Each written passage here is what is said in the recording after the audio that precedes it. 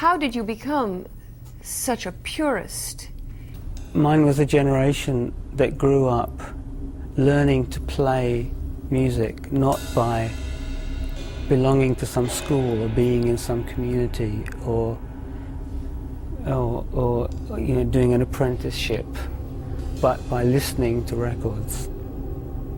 You know, you'd listen to records and you'd copy them and you'd learn how to do that stuff. And records are all the same.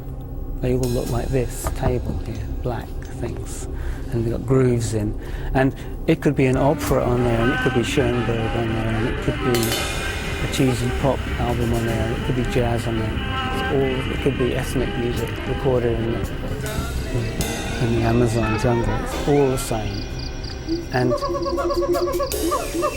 there's no reason why you can't absorb anything that you find interesting from any of these records and introduce it into whatever kind of music that you want to perform and play. And that's what we did, I think. So we were busy listening to stuff that was not part of rock culture at all.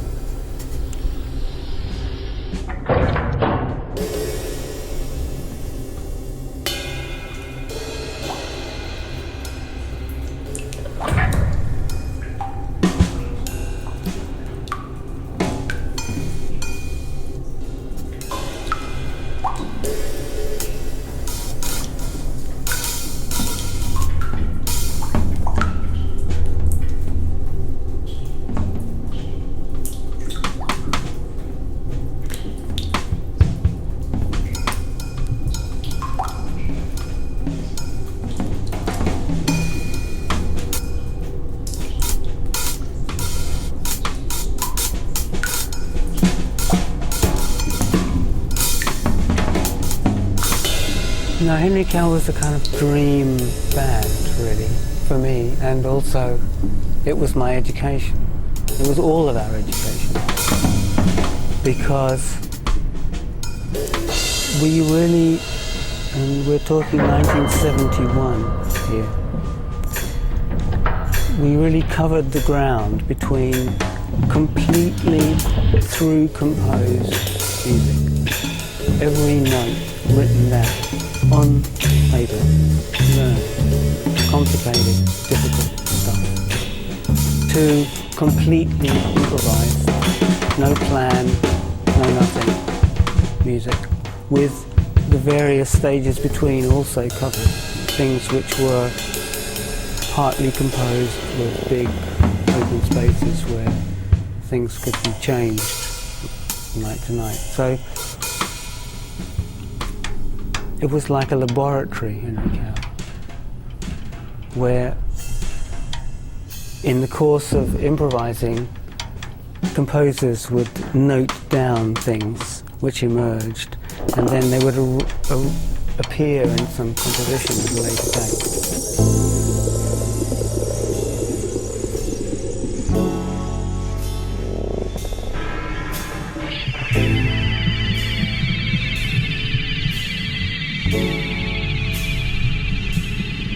But when we came out the other side, we had all these techniques that we hadn't had before, which we could then use in improvisations or anywhere else. So it was a great dialectic between severe composition and total improvisation, and they fed each other.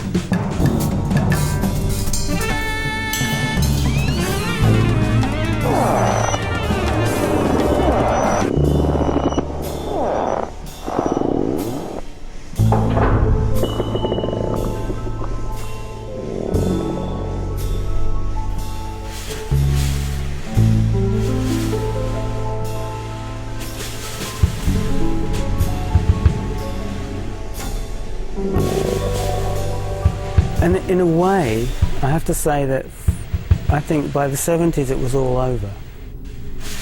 That the really interesting things which were happening in England, and they were generally more interesting things that were happening in America for us Brits, were in the 66, 67, 68. Namely, I mean, this was a period in which appeared, as it were, out of nowhere. Early Pink Floyd, noticed Pink Floyd with Syd Barrett before they became a ghastly stadium band.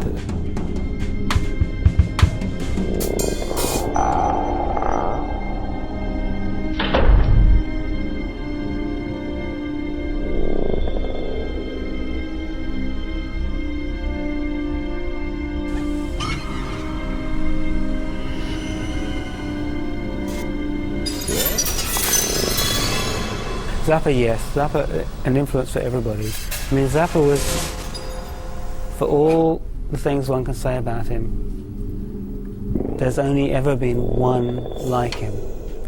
And certainly 66, 67, 68, what he was doing then, that, for instance, Absolutely Free is a record which is a complete revolution in pop music.